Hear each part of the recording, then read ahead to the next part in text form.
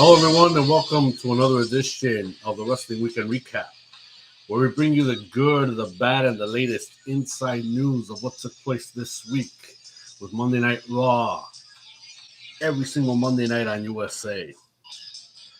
Now it's the revamped NXT 2.0 taking place Tuesdays on USA as well. AEW Dynamite still kicking ass, still going strong every Wednesday night on TNT. Thursday nights belong to Impact Wrestling on Access TV. Friday night, of course, at the 8 p.m. Eastern hour is Friday Night SmackDown on Fox. And at 10 p.m. Eastern, none other than AEW Rampage, still kicking ass, still going strong as well on TNT. And before we begin, we want to mention our infamous disclaimer, which is the following: that anything that we say and state is strictly our opinion, and it does not necessarily reflect the views of the platform that we're on or the wrestling companies that we talk about. And now, don't have a cow, man. So we're gonna start with some inside news that actually caught our eye, especially even though we never actually had the chance to watch it. And I'm talking about the situation that's going on right now with Tommy Dreamer, him being suspended from Impact Wrestling. Of course, we see him on TV as part of the executive team. I don't know if that's his role in real life or not, but still, he's a part of Impact Wrestling nonetheless. It turns out that on a recent episode of Dark Side of the Ring, it turns out that the subject was about the Nature Boy Ric Flair having to endure that airplane accident that he went through. We read about it in his book. I'm pretty sure he mentioned about it in his documentary with WWE, so many years ago. And I believe there was a situation that took place that unfortunately someone was involved in, and of course, it became uncomfortable because this individual, this woman, told her side of the story of what happened, and I'm pretty sure this had to be the most horrifying experience of her life about what she went through with Flair, I assume. Like I said, we haven't seen this episode yet. We just barely got wind of it through the sources that we see and hear. But from what I understood of this piece that I saw in this recap from the source was the fact that Tommy Dreamer came out and I guess took Ric Flair's side. I understand that correctly? Where supposedly Ric Flair was being Ric Flair, even though back then obviously might have been nothing but fun and games, but I guess retrospectively looking back at it now, obviously it was the dumbest thing, the stupidest thing he's ever done. And this person obviously this obviously suffering, from what this took place so long ago. So yeah, it's very unfortunate, and I'm pretty sure, like I said, Tommy Dreamer must have took Ric Flair's side. I guess Ric Flair was being Ric Flair, and da da da. We don't know the actual quotes, but let me see if I can do some digging. Jade, what do you think when you heard about that news and how Tommy Dreamer's actually being suspended indefinitely for it? Honestly, I don't really know what were the reasons why Impact chose to suspend Tommy Dreamer, because the way how he expressed this incident with Louis details about what happened on this on this plane, right, on this flight, when where the Nature Boy Ric Flair, supposedly, under the influence, decided to act like a total jackass towards the stewardess, and the stewardess could have possibly filed charges against the Nature Boy. And quite frankly, I found this whole suspension kind of ludicrous, because I mean, yeah, I mean, did Ric Flair did something stupid on board a flight? Did he practically uh, put the stewardess harm's way, possibly on the verge of committing sexual harassment or whatever? Yes, he did. But the point is that he was under the influence. He's a good timer. That's who Ric Flair is. He likes to have a good time. And but sometimes, we as human beings make errant decisions. But the point I'm trying to say is, like, should we as friends take it personally? The answer would be no, because no, because nobody's perfect. We're all human. We all make mistakes. I mean, pretty much. And you look at it from the standards and practices point of view from the network, that they say this is too much. He could be it's like you're throwing the proverbial eggs at them, but it's like you from where we come from, our mentality is, our mentality. And pretty much, I just want to say is, like, you're making a big deal out of nothing. I mean, we have to look at it from a certain point of view. It's like, yeah, when you're in the public eye, we have to admire the likes of Ric Flair and Tommy Dreamer, because they work for it. But from a personal standpoint, yes, we don't expect Richard Flair or Tom Laughlin to pretty much say, "Oh yeah, you're within the public spotlight," but still, I mean, you still have to act a certain way to people. But pretty much, this is one of those isolated incidents against one well, against the Introvert community, and pretty much Tommy for pretty much elaborating. But he's not saying he condones it. He doesn't. He's just saying that it was one of those unfortunate incidents. But pretty much and pretty much we wanted to say, from our point of view, should Ric Flair be condemned for what he did? The answer in the way would be no, because he didn't. It was what's the word? It was inadvertent. What he did was inadvertent. It was under the influence. I mean, but bottom line is that, we as human beings should just say, okay, we feel sorry for this stewardess, whoever she is. But sometimes accidents happen. But pretty much the whole point of this is that, regardless of how old we are, we do have to take responsibility for actions. Well, Rick Flair did wasn't irresponsible. Yes, that's pretty much I have to say. But should it be, penalized for whatever? The answer will be no, because sometimes we as people, we as human beings, we have to show compassion to the wrongdoer. Eventually, he realized that what he did was wrong, and hopefully not do it again. But nevertheless, that I want to end it by saying that we like, there comes a time, they say in the Bible, we have to turn the other cheek and forget it happened. So that's pretty much the one says, like, yeah, it's not our. We have. We can say, oh, this is bad. It's not our place to judge. Only God can judge. So pretty much all I want to say is that, yeah, we are humans. We can make mistakes and whatever, but eventually this is just an isolated incident, and we could just, life goes on. We have to move on. So I dug up the story through the U.S. Sun, which is pretty much the sun.com. And the headlines read, Plane Ride from Hell. What did Tommy Dreamer say about Ric Flair on the episode of Dark Side of the Ring? So it states, Vice's new series, Dark Side of the Ring, has taken the wrestling world by storm. The series explores the darkest stories from the golden age of professional wrestling and tries to find the truth at the intersection of fantasy and reality. WWE Hall of Famer Ric Flair came under fire after the latest episode of Dark Side of the Ring which aired on Vice. So what did Tommy Dreamer say about Ric Flair on the episode of Dark Side of the Ring? The latest episode told the story of WWE's infamous plane ride from hell that took place on May 5th, 2002. Oh, okay. So this is a different one. I thought this was like the airplane accident from a long time ago. So my apologies for that.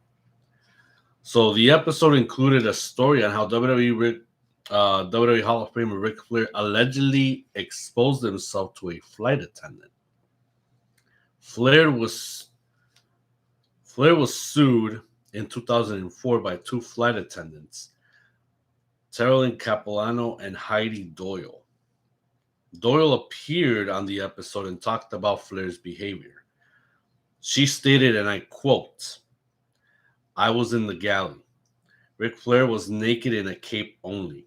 And then he decided to come back to the galley or gaily. I don't know if it's how it's pronounced, to get a Coke.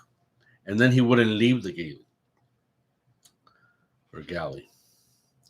He had me up against the back door and I couldn't move.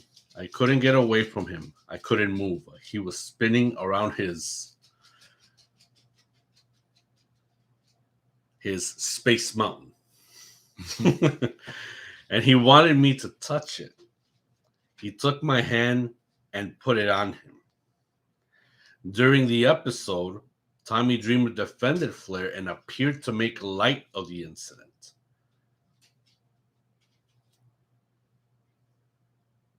And this is what Tommy said, and I quote, "He could move his hips, twirl it, and so his well-endowed space mountain spins around like a helicopter. So, hey, he's the nature boy for a reason. He's got a hammer on him. Ric Flair's not going to try to impose by force any sexual stuff onto anybody. He's just flaunting it, styling and profiling, doing the Ric Flair stuff where everybody's going to laugh about it. But obviously, someone took offense to it." Doyle noted that her husband urged her to take the payout because he didn't want the story to be made public. Doyle suggested money can silence victims, to which Dreamer responded, and I quote, "If that's how she felt, maybe she should have not taken a payout and went to the fullest extent of the law to then truly put this heinous person in jail, my opinion." He continued, and I quote, "I feel this is trying to portray someone as a sexual predator, and it's not. It's a joke. It's a gag. And today, 1000% inappropriate. I've hung out with Ric Flair. I've never seen him try to force his will against anybody." WWE Hall of Famer RVD, who was also featured in the episode, corroborated Doyle's story, saying, "I remember him crowding her and trying to make her touch him and stuff." Doyle maintained that Flair was in the wrong, adding, "I don't feel that his intent was to rape me, but what he did was wrong. It was wrong." And he goes to sleep that night and thinks he made it back from his wrestling trip in Europe. And maybe he has a headache because he had too many cocktails on the airplane. And yet, at that night, I didn't go to sleep. The two-time WWE Hall of Famer has not responded to the allegations brought forth by Doyle. Flair did not immediately respond to a request for comment from this story. Here we go. I should have jumped to this. Was Tommy Dreamer suspended because of his comments? After the episode aired, Dreamer was reportedly suspended indefinitely by Impact Wrestling following his comments. PW Insider reported that Dreamer was asked to leave effective immediately from this week's taping in Tennessee after making statements that were out of line with the company's core values. We are aware of Mr. Laughlin's Tommy Dreamer comments on Dark Side of the Ring episode. The views expressed by him in the interview are completely unacceptable. We can confirm Mr. Laughlin was suspended this morning with immediate effect pending further action, Impact Wrestling said in a statement to Pro Wrestling Insider. And of course, that was just yesterday, I believe. Yes. Yeah. So that's the entire story on the incident. that came out on Dark Side of the Ring, and of course, unfortunately, Tommy Dreamer was penalized for it. And I guess it's all in the penal code. We can call it that. I don't know. But here's my take. I mean, it was what it was, you know? Um, and I'm pretty sure Flair knew that he was in the wrong. Obviously, yes, under the influence, he had a few cocktails, but that's Ric Flair, you know? He's not going to condone what he did back in 2002. That's, my God, that's almost going to be what, 10 years since the incident happened? 20, actually. So 20? 20 years. I mean, my God. I mean, yeah, it was it was offensive. Um, that should have never happened, but you know, that's the character Ric Flair. You know, having a few cocktails, pulled his pants down, and acted like a fool. You know, it's like that's never been done before. But I'm pretty sure we should hear Ric Flair's side of the story. And like I said, we haven't even watched that episode, so I'm pretty sure right after this episode that we do, we're gonna watch that episode of Dark Side of the Ring just to get into further story of what indeed happened. But you know, that happened back then. Uh if obviously there was people that were, I mean, if those um stewardesses or Yes, I think those they, stewardesses. yeah, they were affected by it still till today. You know, no, they were flight attendants. I apologize, and again, I apologize that you know that something like that happened. It shouldn't have happened, but it did. I'm pretty sure. You know, they could have sued them. There could have been you know damages, obviously, and that could have been taken care of. And this could have been quiet if the story wouldn't have come out in public, and yet it did. Why now? Just to drag Ric Flair's uh, name and image into the mud? Like, that's never happened before. But nonetheless, yeah, it shouldn't have happened. It did. You know, there should be some apology, and maybe there should be a way, an amicable way to fix that situation. But only they know how to work that out. But yeah, it's unfortunate. Obviously, Tommy Dreamer paid the penalty for his opinion, and even though had nothing to do with Impact, but obviously, you know, it did, and now it'll be just a matter of time to see when Tommy Dreamer can go back to Impact Wrestling. Um, but yeah, so we move on, and of course, was there another uh, inside story that you wanted to talk about? Yes, there was one thing that glitched my eye was about addressing wrestlers as independent contractors contracted by company promotion, because that's what Congressman Andrew Yang was obviously discussing about as to where the talents stand with their respective employers. Okay. So what do you gotta say for what you heard about that? I only heard very little of it, but since obviously it got your attention, Yes, what do you think?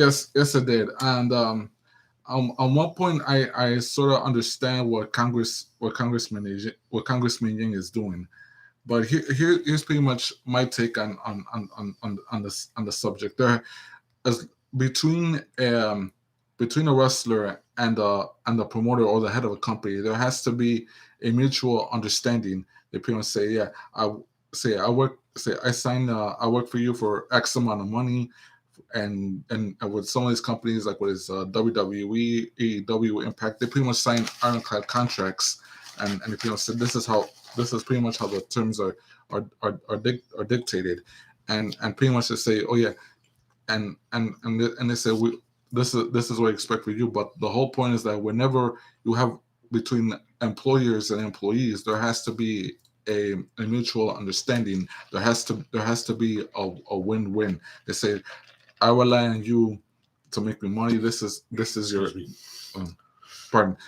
This you work. Let's say you work for me. I rely on you to make me money, and this is your payoff as because they're obviously not working for free. They paid a lot of dues. They went through all the rigorous training just to get there. Now, pretty much, I want to say that. Congressman Yang, I think it's from Florida, if I'm not mistaken. Congressman Yang pretty much said that say that to label pro wrestlers as independent contractors based on and pretty much they're also debating about should pro wrestlers form a union under the unlikely scenario that they feel gets stiffened by their respective employers. Now, pretty much, I'm not gonna knock on promoters or talent or whatnot, but there has to be a mutual understanding, because I say if you're hired by an independent promotion, and they pretty much say I got your word and whatnot. If you sign with a company that pretty much raises, they pretty much say we dictate the terms on a contract and say this is what you're willing to do for you're willing to do for us. But at the same time, the my feeling is that the talent has the right to express the promoter to say, okay, this is what I expect to. Some of them are gonna say, I'm not asking for much. Just say I signed up for X amount of money, and for certain providers. It's kind of like, well, to give an example, back in the days of WCW, when they lured talent away from WWE, they used this they use this what's the word I'm looking for, contractual term, which is what they call favorite nations. And pretty much, and for those of you that doesn't understand, I'll explain what favorite nations is. The term favorite nations is that any super any star any great performer with star power that gets lured over by WCW gets lured with a lucrative offer. So pretty much is that once this free agents get the depending amount of money offered by that free agent wrestler, that then the wrestler that was already lured over to the company, they have that clause, can get paid the same amount of money, which is why it turned out they were like the ATM process. Like they say, let's say I got this guy from WWE and I'm courting this guy to come over. Depending on the offer, like the more money that gets tossed over, they get the same as well, which was one of the main reasons why that company little by little started falling apart, because they just didn't know when. Well, frankly, it was Eric Bischoff that did not know when to stop. He pretty much stuck his own foot in his own mouth, because the more he was constantly churning out money, it was like the more the talent say, okay, I can. I mean, the more the talent say they got free will. They say I could care less about how much productivity the money is making one, as long as I get my chunks amount of money, I'm pretty much satisfied. But compared it to today, pretty much what I'm trying to get at is that there has to be a win-win situation with talent as well as promoters, because they're not putting out a show for free. They're doing it for the fans, and that's pretty much what I'm saying. I'm not saying that what Congressman Yang is trying to insinuate, saying that talent should be dubbed as independent contractors. Well, depending on the subject, all I'm trying to say is that there has to be a mutual respect between promoters and talent to ensure that, say, it's like the saying that there's like it goes back to the old saying, you scratch my back, I'll scratch yours. Talent are doing their can to scratch the promoter's back.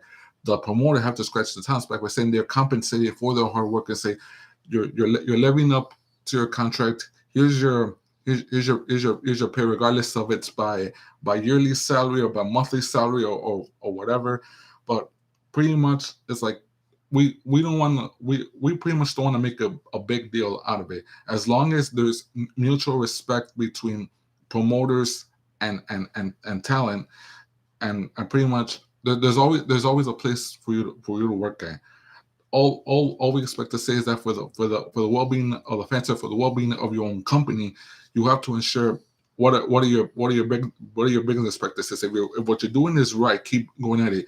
If for some inexplicable reason things can go wrong, then you have to tell yourself time to put in the brakes and say let's try a different approach, so that eventually things will go together. Because even the best of families, that ride has to go, the right way. But eventually, if a promoter of a head of a company makes the wrong decision, everybody's affected. But I just want to close it up by saying there has to be mutual respect between promoter and talent. It's not going to be a smooth ride. I kind of predicted that because I understood the business years ago. It's not going to be a smooth ride, but eventually you're going to go through all the bumps or the potholes even. But in order to make it to your respective destination, it has to go accordingly. That's all I got to say. So I'm digging into this story, and I got to hear from CBR.com. The headline reads: Andrew Yang has discussed WWE wrestler contracts with the Department of Labor, and it states Andrew Yang says he has been in contact with the U.S. Department of Labor regarding WWE wrestlers' status as independent contractors. American politician, entrepreneur Andrew Yang says he has been in contact with the U.S. Department of Labor regarding his objections to WWE classifying its wrestlers as independent contractors. He states, had a call with the Department of Labor. He wrote on Twitter, if you are a current or former WWE performer who feels you were misclassified as an independent contractor, contact labor lawyer Lucas Middlebrook and let's get you what WWE chairman slash CEO Vince McMahon owes you. Been a long time coming, but this storyline is real.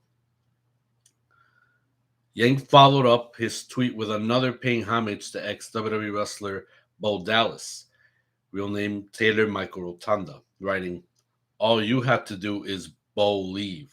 What's more, Yang assures that early returns are positive. WWE has long classified its wrestlers as independent contractors rather than employees.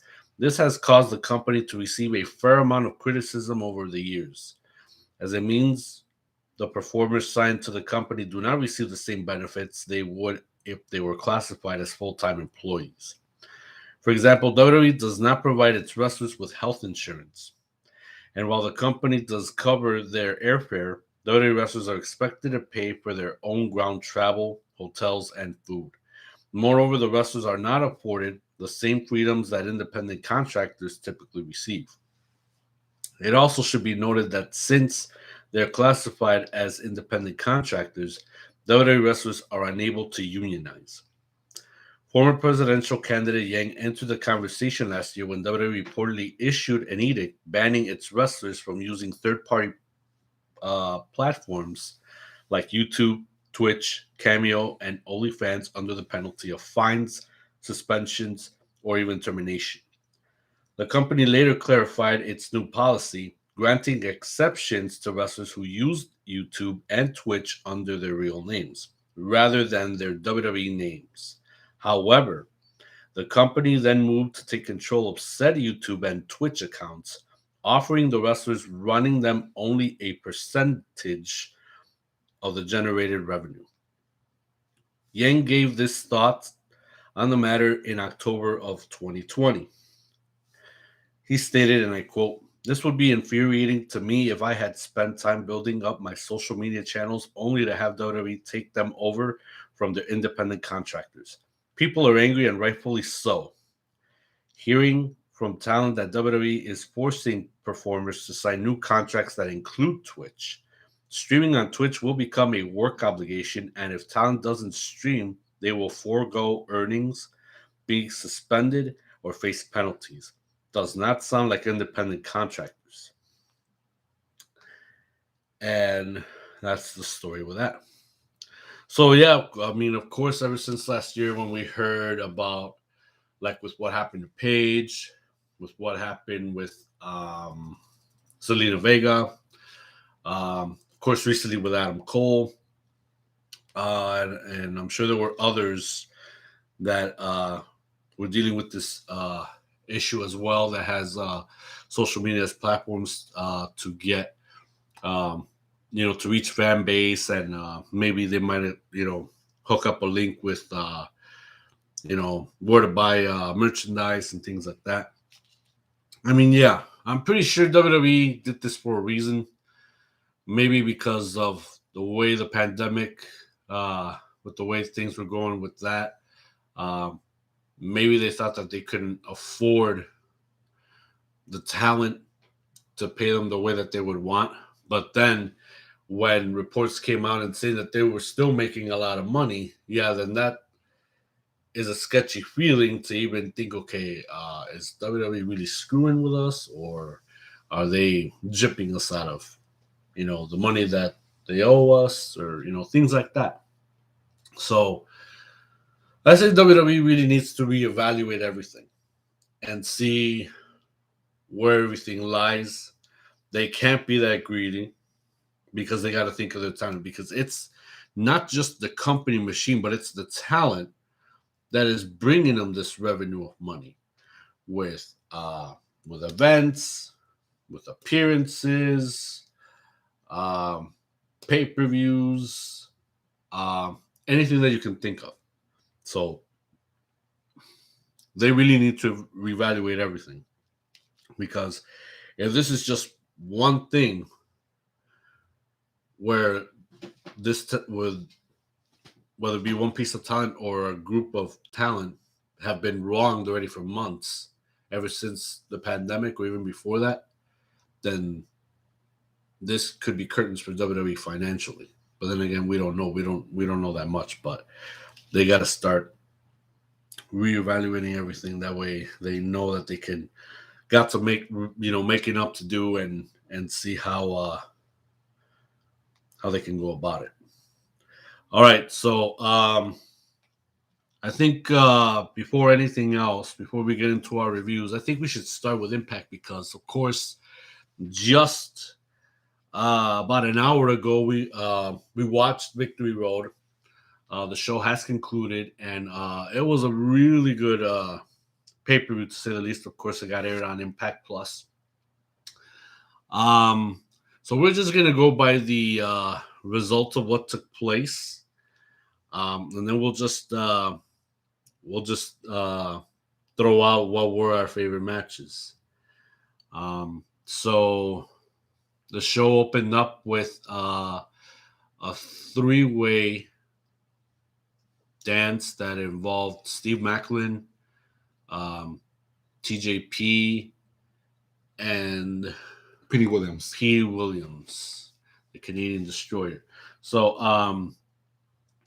these guys have been working on a muscle guy like Steve Macklin pretty good, but Macklin has been returning fire. There'll be times where Williams and TJP be working together, and of course, they would be going against each other, and Macklin, of course, be going one or the other, even on both of them. Obviously, I felt that Macklin, he was going to go for total annihilation, and he did just that. So he won that match. So, of course, the winner for the three-way was Steve Macklin. Then, what match did we got to witness, if you can remember? There was a 5-way contendership match. I'm trying to remember the participants. Black Taurus, Yes. John Skyler, Yep. Laredo Kid. Laredo Kid, yes. Yeah, it was. Who else? There were two more guys. There were two more. Kid. Let me get to the end result because we just watched this just barely an hour ago, and then and that those first two matches they weren't even promoted for the pay-per-view. I think those were maybe added in at the last moment. So so let's think hard here again. Black Taurus.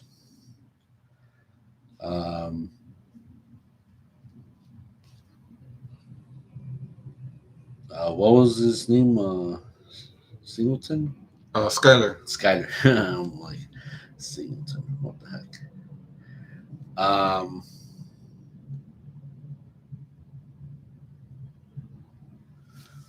And okay. I know I'm cheating, but we got to get this out. Of course, Trey Miguel. Trey Miguel, yes. And Jake something. And Jake something, yeah. Yeah. So all of these guys, if we can remember, I mean, everybody was going all out. Of course, Jake something was the only strongest guy out of all five of them that can really get on everybody, but everybody was getting on him for a little bit. Trey Miguel was coming out with some explosive moves that I've never seen before, but this guy had a lot of intuition, but also originality on how he performed them. It's like he really impressed the hell out of me. Like, whoa, I really never expected this from Trey Miguel. So hats off to him for making that happen. And Laredo Kid, he was just something else, man.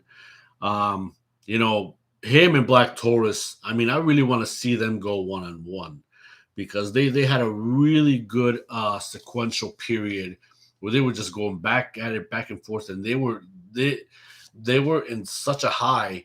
Here I thought that they were ready to take it outside of the ring, and they could do some crazy stuff out there besides what they were doing inside of the ring. But yeah, those were some of the they had some spotlights there. Of course, Skyler, he was really trying to make a name for himself because even this past Impact, he had I think a one-on-one match, and he really wanted to prove himself in this match also. So he did some really good moves on almost all four guys, but he really wanted to make his statement pretty clear. He wanted to win that match at all costs. But at the end of it all, Laredo Kid took it to the limit and explosively, with his charisma, with his energy, he managed to win that five-way.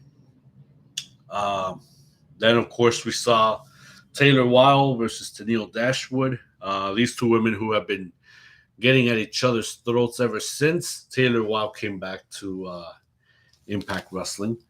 And finally, she got her hands on Tennille Dashwood for wanting to, because Tennille was trying to find a tag team partner, but that is not the reason why Taylor Wilde came back to Impact Wrestling. She wanted to get a fresh start and become the Knockouts champion once again after 10, 15 years of because we haven't seen her. I remember seeing Taylor Wilde back in 2008, back in the TNA days, before even the birth of the Main Event Mafia. That was the good hot period of wrestling, in my opinion, that we started to watch full time at that point. But Taylor Wilde was something else, you know. She was the cutest little thing, but she can also get it on in the ring, and she could definitely work her butt off like no other. And of course, you know, we saw shades of that when she took on Tennille Dashwood. Of course, you know, Caleb with a K on the side of Tennille, besides the return of Madison Rain. And of course, by Tennille's side, we saw Rachel Ellering and Jordan Grace. Yeah, on Taylor Wilde's side. on Taylor Wilde's side. But with everybody trying to get in the match or everybody trying to interfere in the match, the ref had no choice but kicking these two people out. Then seeing how there was just going explosive, then kicked all of them, and then kicked the other two, and then all of a sudden everybody was gone. And then straight up, Taylor Wilde won the match, and it was about damn time. We were I was expecting that to happen. Matt Cardona, in very short words, that he got revenge on Rohit Raju, very deservingly, because we saw on Impact Wrestling how he just wanted to beat Raju so bad after what he did to Matt's girlfriend, Chelsea Green. And something told me that she was going to be there. They were just waiting for a window of opportunity for her to get some payback. And once Shira was sent to the back earlier on in the match, then all of a sudden we were expecting the anticipation for Chelsea to come out at almost to the very end of the match. She got her payback. I think she kicked him in the face with the boot to the face, right. Or the shoot to the face, and Matt Cardona got the finisher and won the match. And I knew that he was going to get it. I knew that he was going to win the match because, I mean, you got to give the man what he wants. He wants to finish that off because he attacked his girlfriend. Bullet Club versus Spin Juice. Representing the Bullet Club was none other than Hikuleo, the third generation of the Samoan dynasty, brother of the GOD, the Gorillas of Destiny. And his partner was Impact's own Chris Bay, representing the Finesse Club, going up against David Fendi and Juice Robinson. These guys, obviously, this is a New Japan Bullet Club story that came out to the Impact scene already for a good number of weeks. Hikuleo was a good addition to cross the borderline to come into the U.S. and actually give a little bit of that BC flavor along with Chris Bay, and there was definitely unity there. They were going to pull rabbits out of their hats as far as tricks were concerned. And at the end of it all, not even getting into any details that we can barely remember, but the important thing was Hikuleo and Chris Bay won the match and defeated Finn Juice. Now we're going to get to the really good stuff. Moose and W. Morrissey took on the unlikely duo of Eddie Edwards and Sami Callihan. Jade, I got to hear from you what you thought of this match. This match could have had the potential to be the one of the most significant tag matches throughout the evening. But pretty much when Alicia chose to accompany Eddie throughout the tag match, that's where things sort of started to collapse on them, because you cannot pretty much there was a mutual understanding between Moose and W. Morrissey, and I just want to say both Eddie and Sammy had their thinking caps on. It's just that you never know what can happen, because both of them tried to coexist in the tag match. But unfortunately, it was Moose and Morrissey who pretty much pulled up the proverbial rabbit on hat, and they pretty much backed Alicia into a corner, to the point where the most reprehensible, the most heinous, sickening display, of manhood took place when Morrissey practically powerbombed Alicia right on the mat, and I'm like, the nerve. It was. I was repulsed. No doubt about it. It was. Sorry to cut you off. It was like the abomination of Alicia, because how he performed the damn power bomb. He from that side tip all the way, bringing her down and slamming her in the middle of the ring. It's like, damn, man. She took the biggest pulverizing act that you never thought you would ever see from a tall guy, from a big guy, formerly known as Big Cass, now known as W. Morrissey. I'm all like, this son of a bitch. Really, man, I was disgusted. But in reality, Alicia should have never been involved in that match because I thought I was going to see Edwards and Callahan really take this one, but this is a sign that this rivalry is far from over.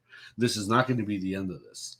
And yeah, so after that power bomb, Eddie Edwards was already on the outside. Same thing with Sammy Callahan. They were both wasted because the power of Moose and W. Morrissey was just way too much. But here I thought that these guys would hang on for dear life. And it turns out that it was not the case. Eddie Edwards just picked up a, passed out uh, body with no air of Alicia and took her to the back, and he was already spent, but he still had enough energy to take his girlfriend, I think wife, no, it's his wife, yeah.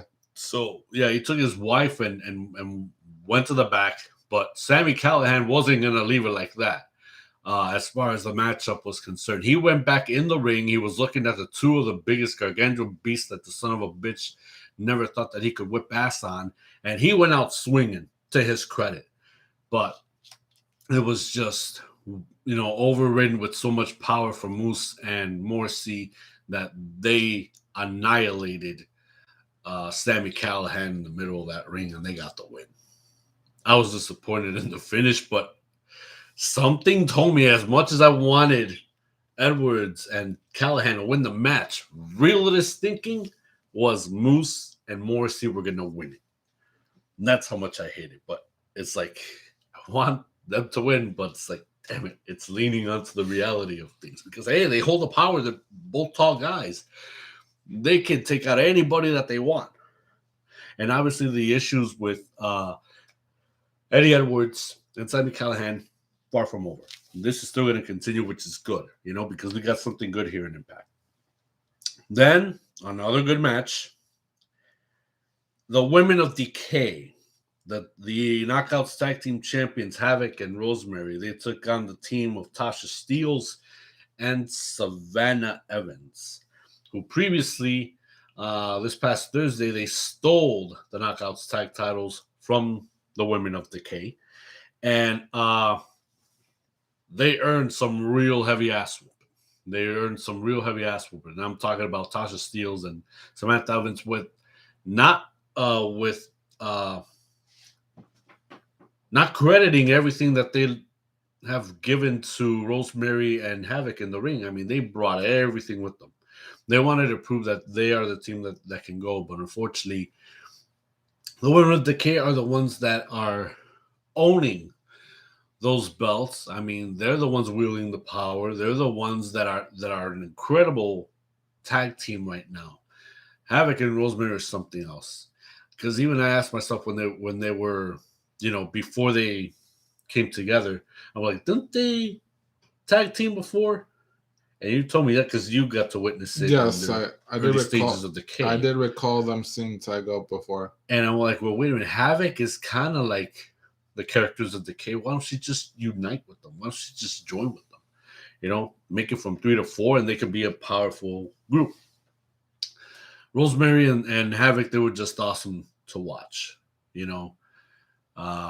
You got a heavy set that can go and just take you out, and I don't mean for dinner in a movie, but then again, who wouldn't want to go out with Havoc and have a good time with her? I'm pretty sure she's cool. Same thing with Rosemary, and Rosemary is just another character that, as wicked and dark as she can be in the ring, she'll really let you have it. And of course, like I said, not miscounting Tasha Steelz, who lately she was on fire with Kiera Hogan when they were together before Kiera Hogan decided to split. Having to bring in the amount of volume of mass with Savannah Evans, now she's got a powerhouse on her side, and she knows that both of them, they can really take over the Knockouts tag division if they want to. But I feel that this one's also far from over. And still, Knockouts tag champions, the Women of Havoc, and Rosemary representing Decay. Power to them. This one I really was impressed with, and I'm glad that all of these matches that we're about to talk. I mean, they were just the best on the card. Not to say that the other ones weren't, but this one was leading to the ones that we were anticipating to watch. The Good Brothers taking on Rich Swann and Willie Mack. We saw that Willie Mack and Rich Swann, they were getting their payback this past Thursday, and boy, that they got some of it. But they weren't done because Willie Mack obviously came out of the hospital. Um, he surprised the Good Brothers coming in with crutches, but as he was giving or tossing one, supposedly, he was passing one to Rich Swann as the door opened. Oh, it was whooping ass time. And we knew that that was the frame of mind that Rich Swann and Willie Mack were on as Scott D'Amore was making his way to them on Thursday and say, hey, the only way to get to the belts, we want the Good Brothers. So obviously they got their shot, and we saw some pretty heavy ass whoopings. You know, all four of those guys, I mean, they were just something else. They were on an incredible high that it's like, wow, I'm glad that I'm actually watching this one for size. You know, what do you think, Jay? Well, first of all, I just want to point out that at the start of the tag match, both Rich and Willie pretty much had their game face on. They were doing everything they could to pretty much show the Good Brothers that they meant business. Unfortunately, much to the chagrin of them as well as those who rooted for them, pretty much you cannot underestimate the frame of mind that is that of Luke and Carl, because they've been through it. They dealt with numerous tag teams and several companies, and pretty much they gave well, pretty much Rich and Willie gave them a run for the money. But unfortunately, when you're in that frame of mind, when you're molded in that image, they lived up to it. Luke and Carl pretty much chipped away at Willie and Rich the way they know how. They pretty much found they pretty much saw the hole in their in their formation, I guess I would call it, and pretty much they took advantage of it, which is why they're still the Impact Tag Team Champions. So pretty much, I wanna commend both Rich and Willie for challenging, but it's gonna take a long while for it's gonna be a while for someone to step in and take those tag belts away from Luke and Carl. I don't think they're going to give up that easily. Just seeing Willie Mack and Rich Swann be a pair, they got something really good going on. I want to see them. I want to see more of them working together. Doesn't matter if it's against any tag team or even if they want a shot at the Good Brothers again, because we know that the big lug, Doc Gallows, and the MGKA, the Machine Gun Carl Anderson, is just an awesome tag team. And they have proven that over the years of how good they really are when working together, when they can come up with something inside of the ring or even outside of the ring in order to have the goal of them keeping their tag team titles. They will do whatever it takes in order to make sure that that goal gets achieved. And yes, the Good Brothers still retain the Impact Tag Team titles as of so in that match, and it was an incredible match. Hats off to all four of those guys. The X Division Championship. This one is a classic for all times. Josh Alexander against Chris Sabin. My goodness, man. Chris Sabin, I remember him being an X Division champion back in the time. I mean, he was just a damn young dude who really wanted to shine, who really wanted to show his ability and his athleticism to everybody out in the world. That's exactly what Josh Alexander is proving right now, because he is red hot at this point.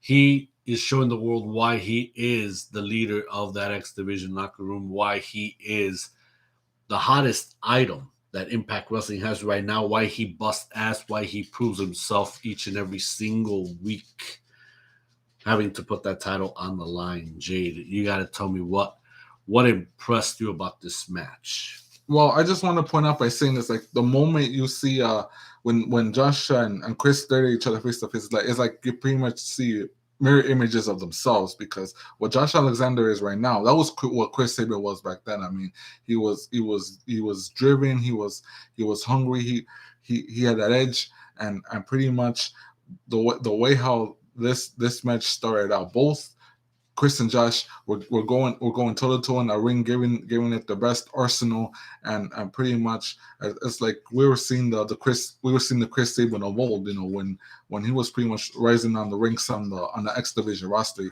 He pretty much gave Josh run for his money, but Josh also responded by giving his arsenal, and he's pretty much saying to Chris, that this is not an accident about me being the X Division champion. He clawed his way to make it to the top of the top of the X Division roster. So nonetheless, both Chris and Josh gave it their all, and pretty much we could have smelled for the ninth time Chris Sabin winning, but unfortunately it was the Walking Weapon who managed to retain the championship. And I just gotta say, both Chris and Josh gave the wrestling fans and actually those watching on Impact Plus one hell of a tag team match, and hopefully this X Division match will live on for the ages. Yeah, this singles match that took place, like I said, it was a classic for all times.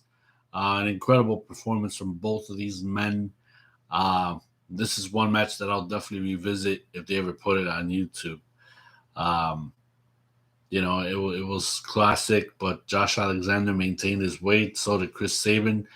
But we saw who wanted it more, and we saw how the performance level was rising out of these two guys. Why Josh Alexander is on fire right now, and uh, he's just something else, man. Something good, and like I said, in the X division is so refreshing because you got a guy that believes in his ability so much that he knows what he's capable of and what he can bring to the table. It is just fascinating seeing him on television doing his thing. Props to both guys, an incredible match. Josh Alexander still the X Division champion. And finally, ladies and gentlemen, the main event took place. Christian Cage, the Impact World Champion, defended his championship against the number one contender, Ace Austin, with Madman Fulton in his corner. He only lasted very little in that match, I'll tell you that. But yeah, Jay, throw in what you thought of the match. Well, actually, let me point out something. Let me put in my take on this match. This match was really good. Ace Austin has it in him to be a main event player. He used to be a former X Division champion. He carried on that division for quite some time. He's been a two-time X Division champion, maybe more, but ever since when we started watching Impact again, we saw how much of a high he was on, how much of a player he could be, how much of a main eventer that he can become. Hanging with Christian Cage in that match, my God, it was just an incredible taste to look at when having to see those two put on one hell of a performance as the main event. It was a good opportunity for Ace Austin to shine in that match. Christian Cage, of course, he wasn't going to be secondary. He was also going to show why he's making this comeback into the business, doing his thing solo, and why he has invigorated himself in TNA before Impact, why he decided to do this again, why he's the champion now, why he feels that this is his time to get Impact elevated again, and why he can have fresh matchups and why he can make stars in the process. Obviously, Ace Austin is the first one so far, and I think he could be a valuable player in the long run. That's my take. Pretty much what I want to get to is that I'm not going to take anything away from Ace Austin. Even the first time I saw him wrestle on Impact, even he impressed me, and I said to myself, here we have the potential to be a great star. He could be a great heel, and he's pretty much living up to that role, because that's what he used to be one of the best on board the Impact roster. And pretty much when he he pretty much gave it his all against Christian in that title match. He pretty much gave it his all, and he pretty much tried to use every trick in the book, especially his patented card that he had. Yes. And despite the fact that Fulton was out there trying to ensure that the momentum went Ace's way, well, Unfortunately, that was not the case because Christian showed that he's no walk in the park, and pretty much these two nearly tore up. Ace did everything he could to become the new Impact champion, but Christian is not done. He's pretty much gave it his all, and nevertheless, Christian showed Ace Austin why he is currently the top of the roster, why he's in the driver's seat for Impact Wrestling, and I just want to say that was one hell of a title match, and therefore Christian is still the Impact champion. And pretty much what I also like to point out is what we expect to see next month at Bound for Glory in Las Vegas is going to be one hell of a match because no one saw this coming, not even us. We did not see what happened next after this title match. All of a sudden, out comes the X Division champion Josh Alexander. He pretty much marched right up to the ring and marched right up to Christian and pretty much said, "At Bound for Glory, me and you, I'm exercising option C." Josh Alexander feels that it's time for him to rise up the ranks at Impact, and he said, "I'm challenging you, Christian, for the Impact title at Bound for Glory." And pretty much we saw how good a match Christian had with Ace Austin, but let's see if he can tear it up with Josh Alexander next month in Las Vegas. Why not? Why not? Because, excuse me, just like I stated just a few minutes ago, Josh Alexander is in an ultimate high. He has been red hot ever since he became the X Division champion, and he wanted to prove himself each and every single week. He wanted to put the title on the line, or even if somebody wants to come up and it's a non-title match for him, he still wants to prove why he is a wrecking machine in the X Division, why he can hang, why he can go, why he can be immortalized as one of the best that Impact Wrestling has ever seen. So why not make it at Bound for Glory? Christian Cage and Josh Alexander, it will be an instant classic. And, with all the puns intended, it will be an instant classic. I'll say that. So if they're going to make it come true, let's do it. And if they do, hell, why not do a live reaction on Bound for Glory?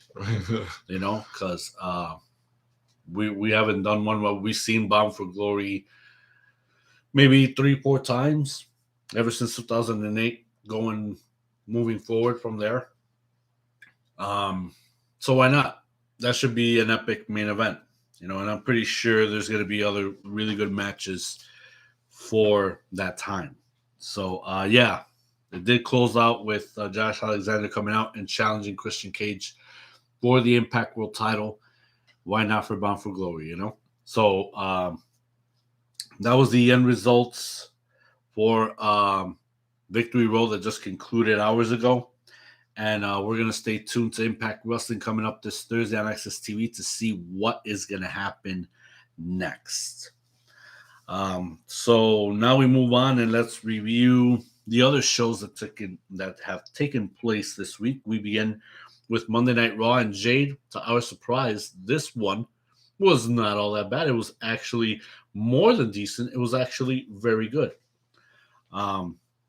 Let's do something a little different. And I know normally you would be turned off of WWE, mainly with Raw. You barely can tolerate SmackDown. I don't know what your opinion is of NXT 2.0, but we'll get that in a second. If there was one segment that you liked from this past Raw, what would that be?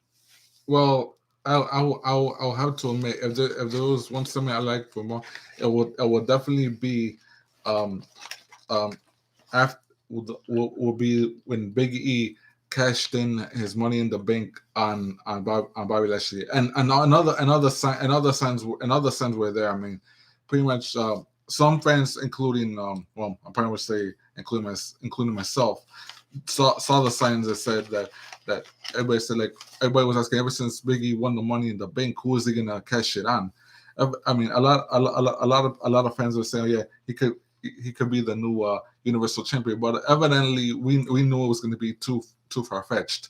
It had to be somewhere where he can shine on the bright side. And since Raw is pretty much the show is pretty much sinking, it needed a lifesaver, and therefore they had no choice but to make it they had no choice but to say, okay, Bobby Lashley did his part, and now it's now time for a new champion, and therefore they said, okay, this okay, Big E cash in the money in the bank on Bobby Lashley and become the new WWE champion, because I mean, some sources say the reasons why, and pretty much I'd say because of the fact that right now there are two things going up against WWE from a cable standpoint. Number one is definitely football, because it's football season, and football is drawing a lot of numbers on towards ESPN,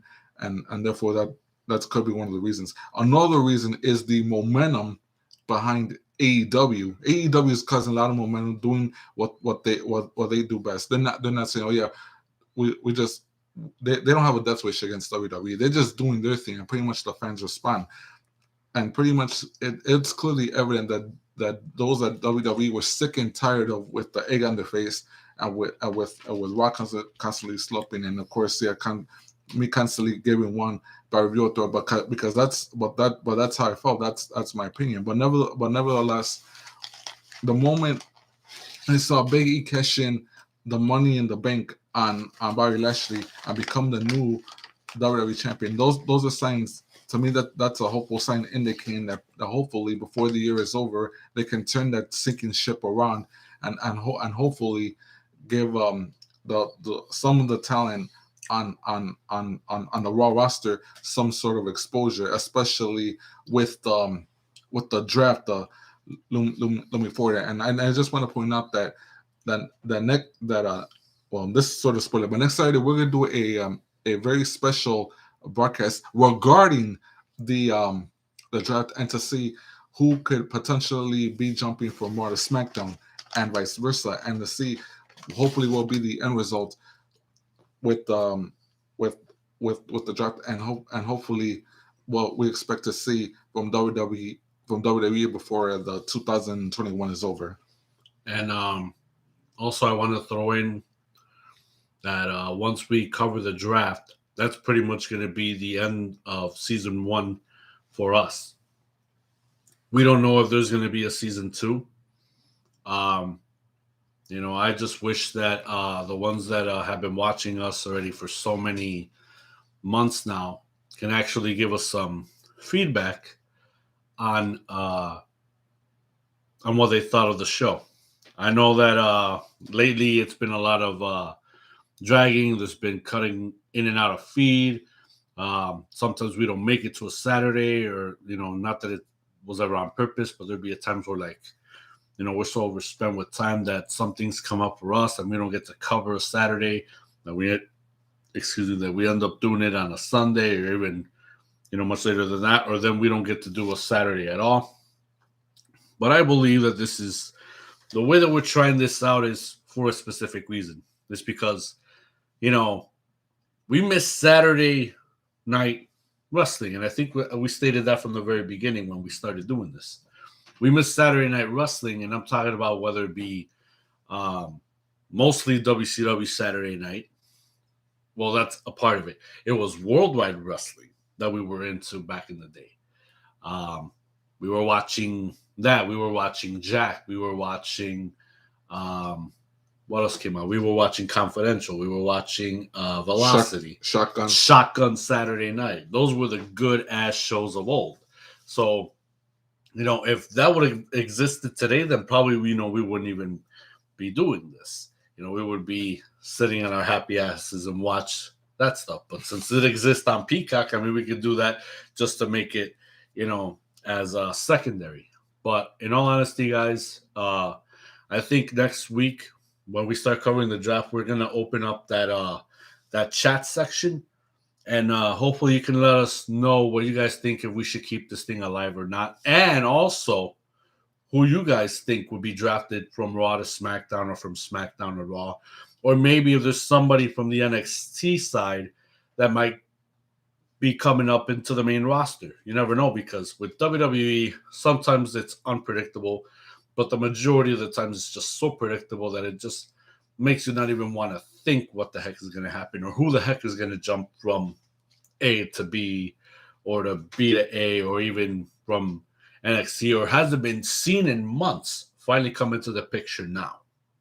So we're going to have that coming up real soon, hopefully beginning this Saturday. And the draft is coming up soon, and we're definitely going to be covering that to end the season of the Wrestling Weekend Recap.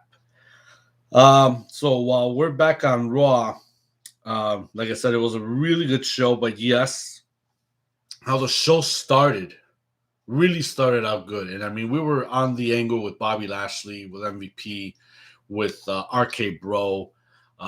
We felt that there was something happening here. But yeah, the story it was Bobby Lashley against Randy Orton for the WWE title after 14 years of not seeing these guys doing it in the ring, just one-on-one.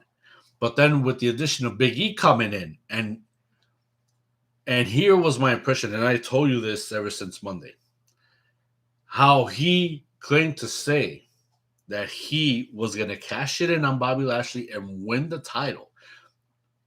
And he stated that more than once throughout the show.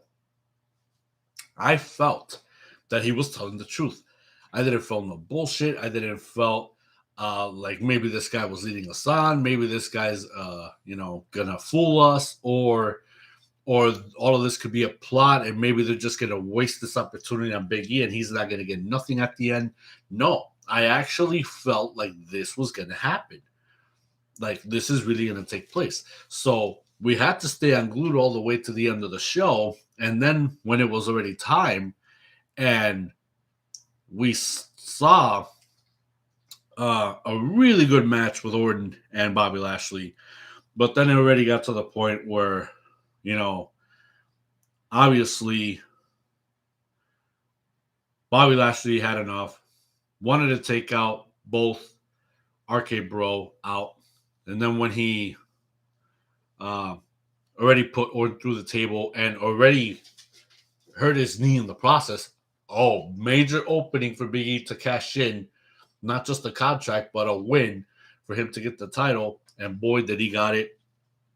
This was the best thing that WWE has ever capitalized on, and it finally happened to Big E this past Monday. But like I said, every other segment was pretty good. There were some things that were repeated, but the episode was absolutely more than decent. It was very good. It really was.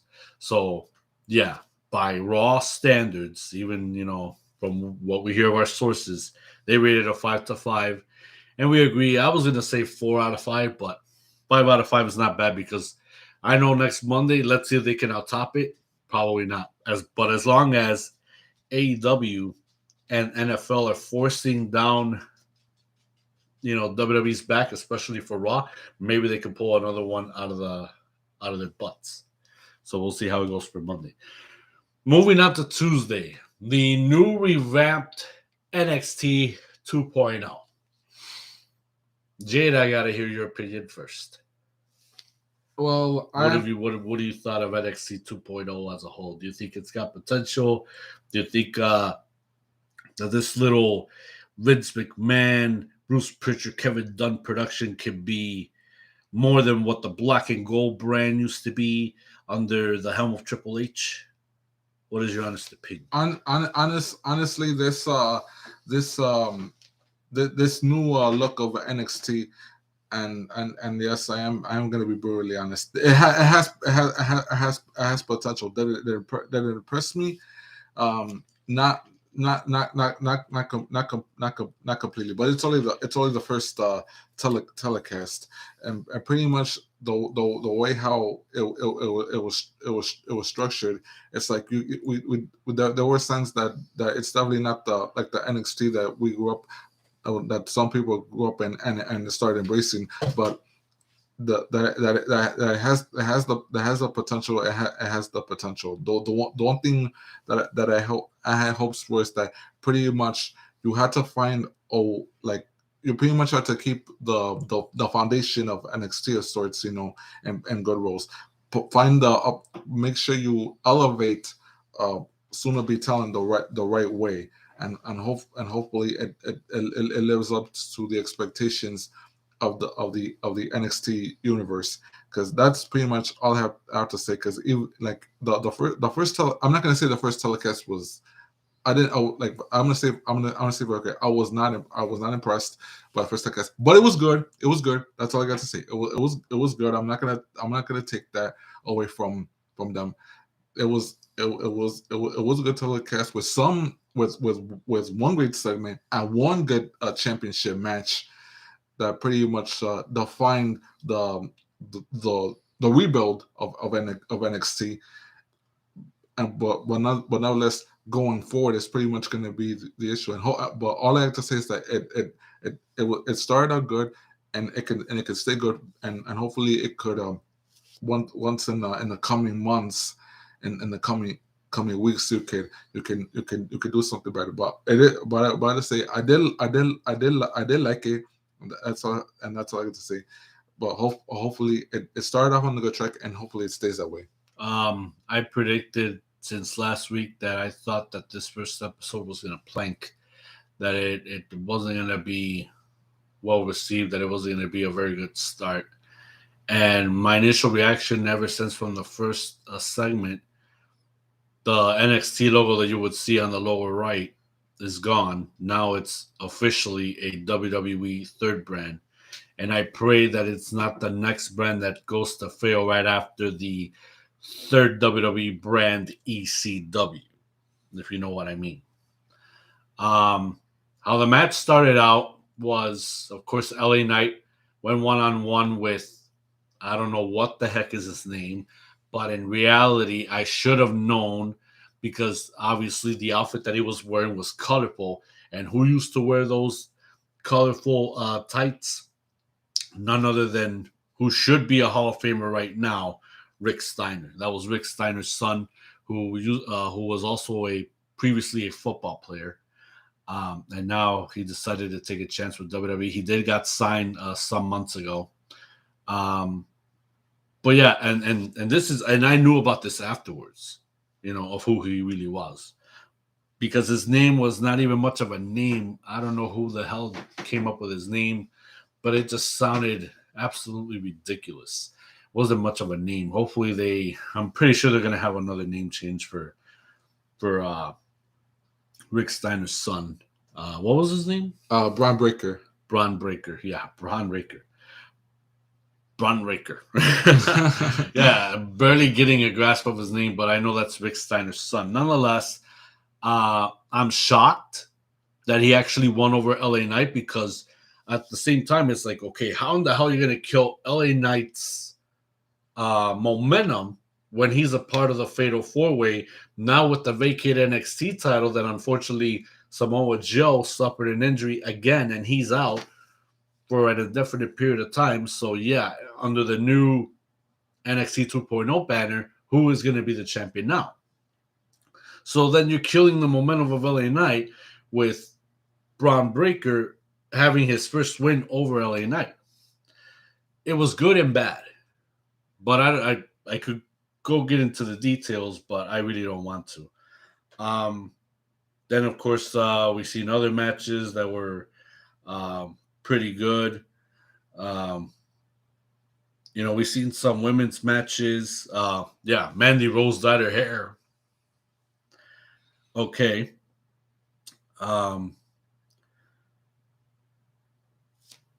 B-Fab from Hit Row got a very short debut. I really wish they would have given her more time to, give her some in-ring technicality, or have something that could be believed, because it was a really quick match.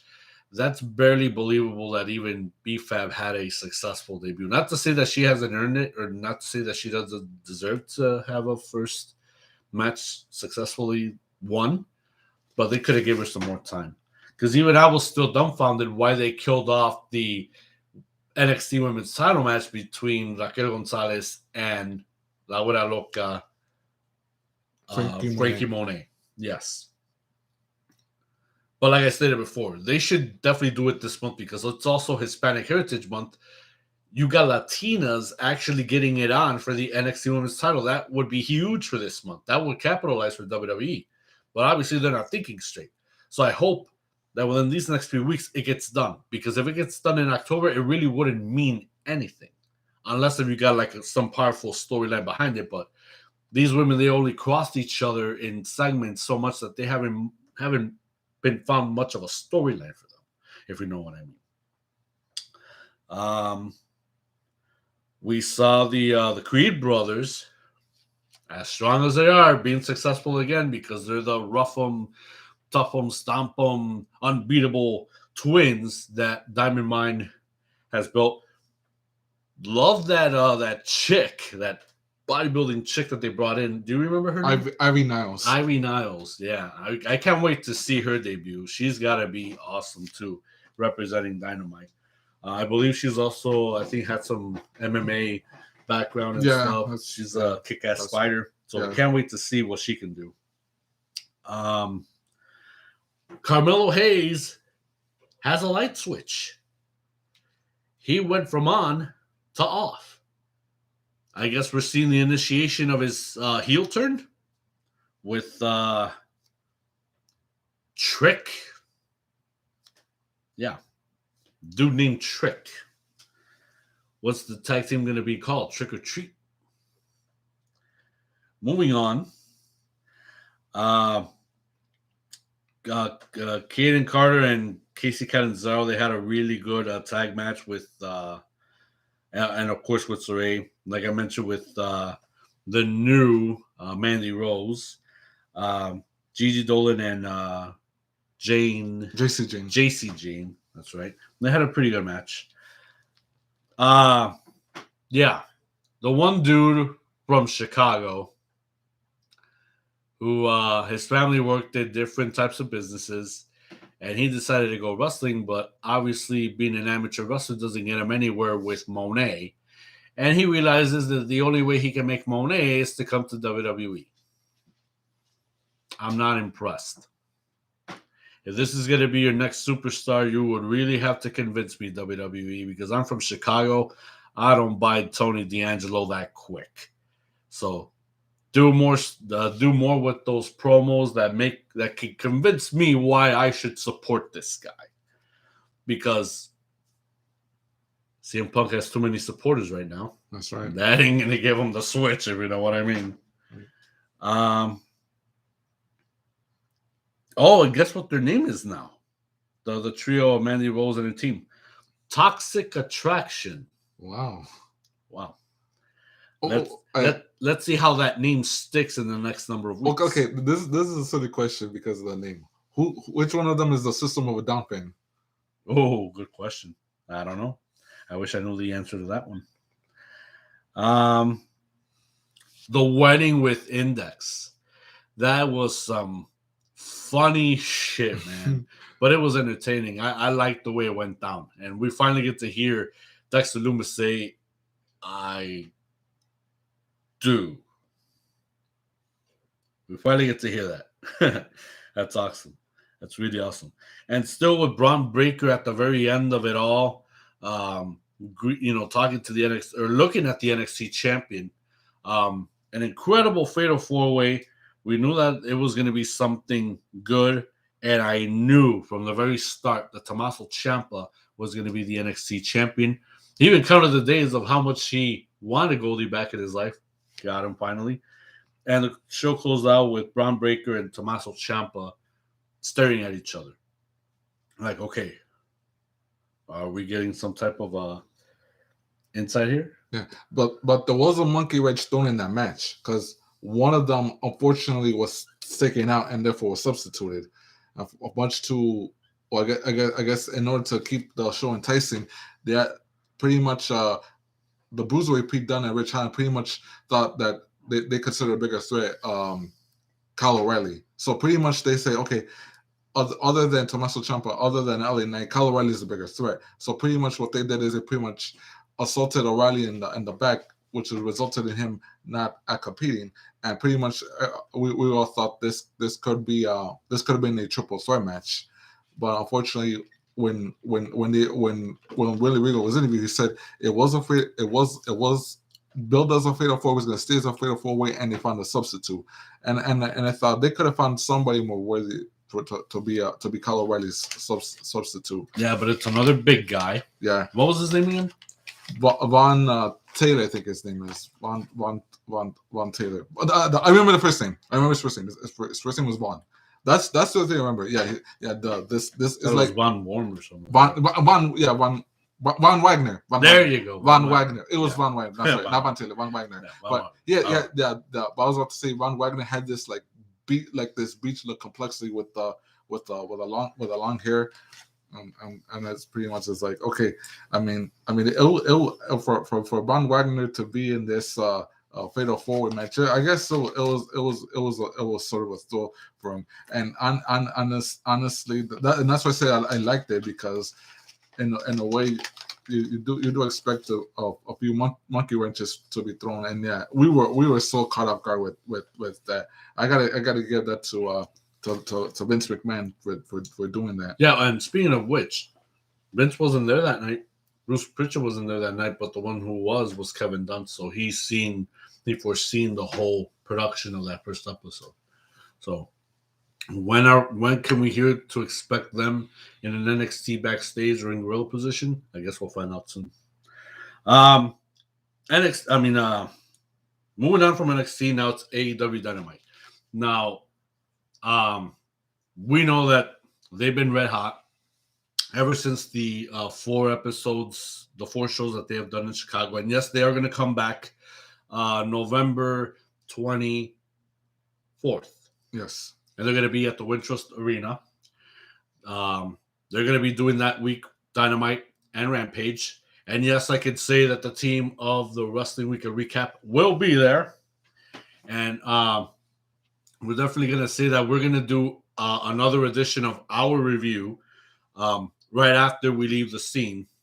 So bear with us. We're going to cover that. With everything that we have watched, it's going to be me, Jade, and our pal Doc, who joined us for the live reaction of All Out. He's going to join us as well. So we're going to get into details of how everything was at the Wintrust with the episode of Dynamite that's going to come up November 24th from Chicago. It's going to be awesome. Wish we could have done Rampage, but obviously, they're only doing that and a dark show, whether it be Elevation or the original Dark. I think so, because I don't really know how these tapings go. Right. So let's get down to Dynamite because we don't have a lot of time. Down to the point, without getting into too much details, pretty much. If you were to choose 2 segments from Dynamite that you liked the most from this past Wednesday, what would it be? Well, let's see.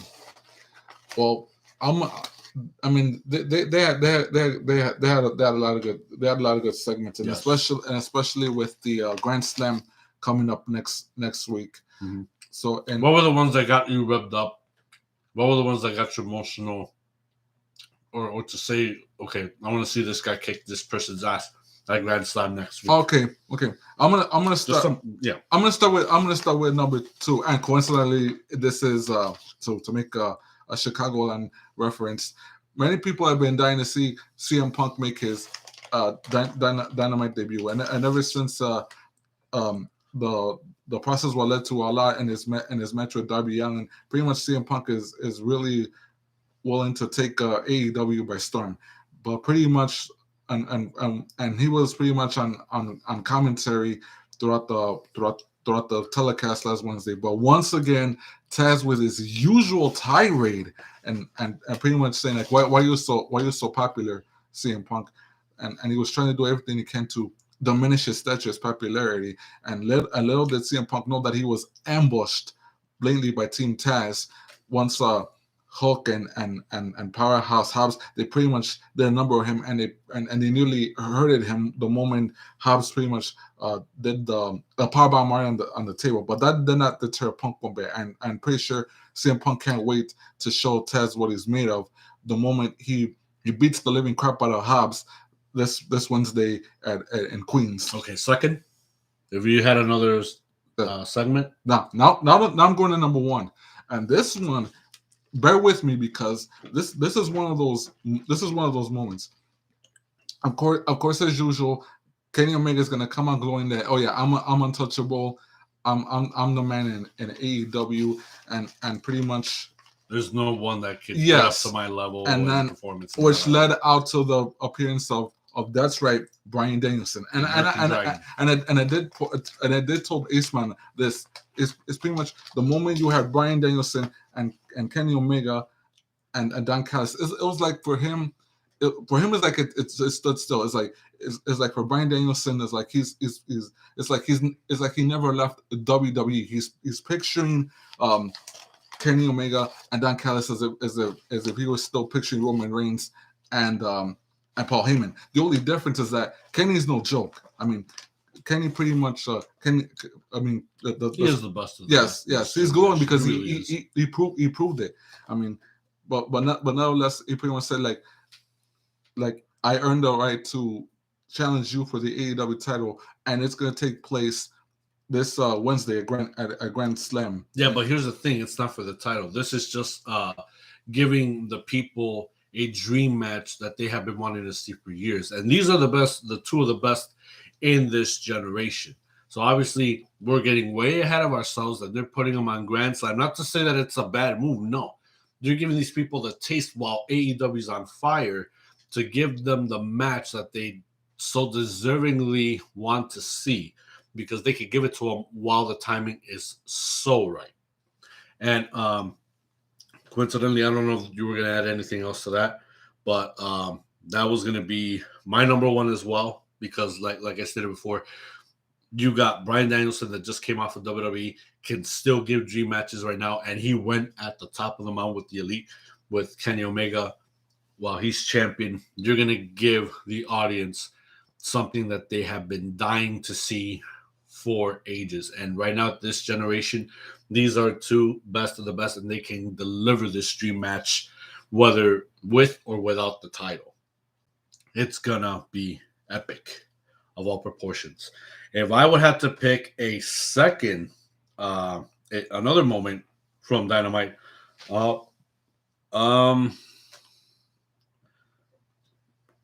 I would be in a tie with what's going on with MJF having to really shoot his mouth off and go against Brian Pillman's family, because obviously the topic of Dark Side of the Ring as well with the late great Brian Pillman. But Pillman Jr. is at the cusp of becoming a superstar here, because MJF is earning all this heat from Jericho. Now he could do something with it and make Pillman a star, or to become a star, because I believe that this is Pillman's time. He could really be in the ring and actually become, more than what he could be, and maybe become a huge superstar more than his father, or just as equal as his father. We don't know, depending on the ability of Pillman Jr.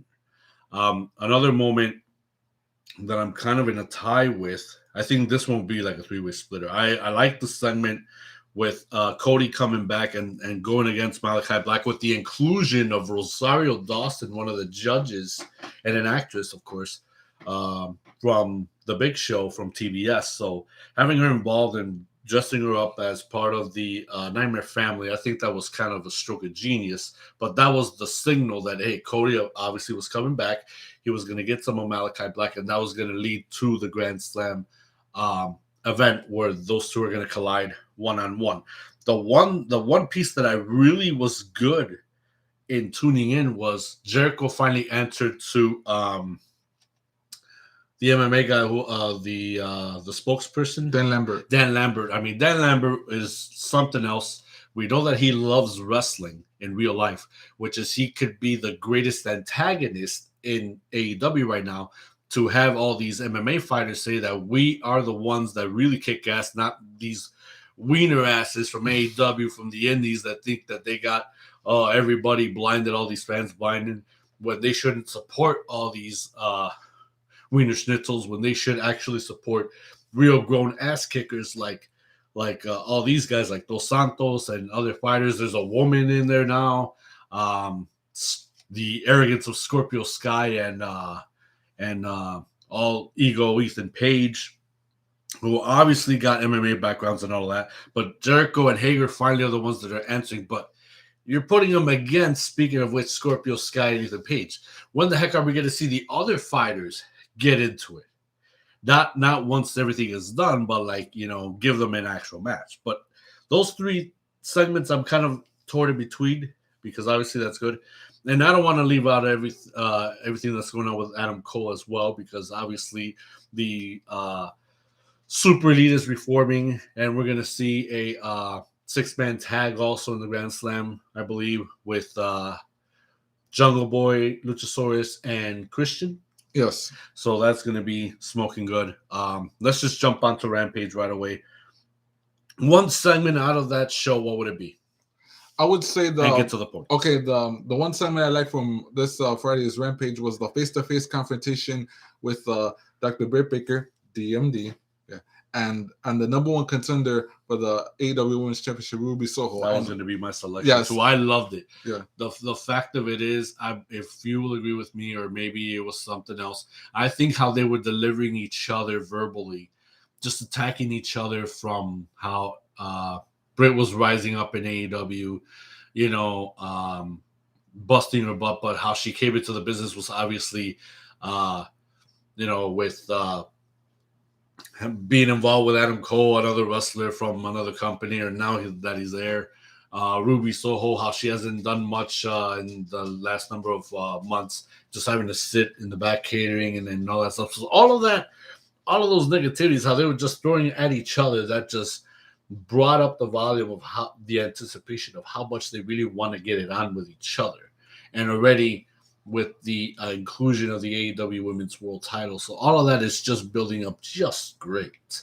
And I can't wait to see, hopefully maybe this could be Ruby Soho's chance of getting the championship, but I feel that this is just another notch for the DMD, Dr. Britt Baker, who I believe she still needs a dental assistant,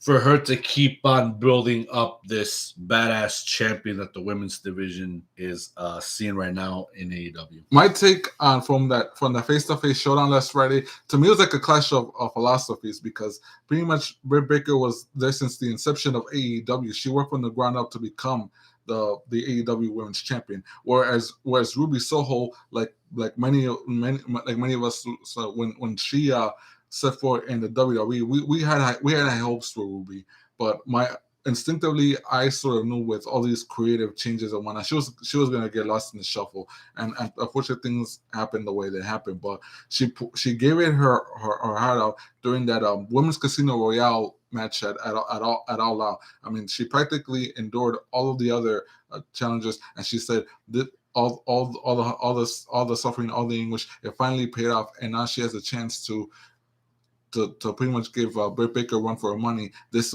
coming Wednesday at the Grand Slam, and that's pretty much for me the highlight of last Friday. Hopefully that leads on to Wednesday, and hopefully both Britt and Ruby can give one hell of a match. Yeah, that's right. So, ladies and gentlemen, that does it for us for our review tonight. We thank you very much for joining us, and hopefully you get to join us next week for another edition of the Wrestling Weekend Recap. Join us at that time. Until then, this is Jade, the one and only. I am Aceman, and we will see you next week for another edition of the Wrestling Weekend Recap. Have a good night, everybody. Have a good weekend. We'll see you next Saturday.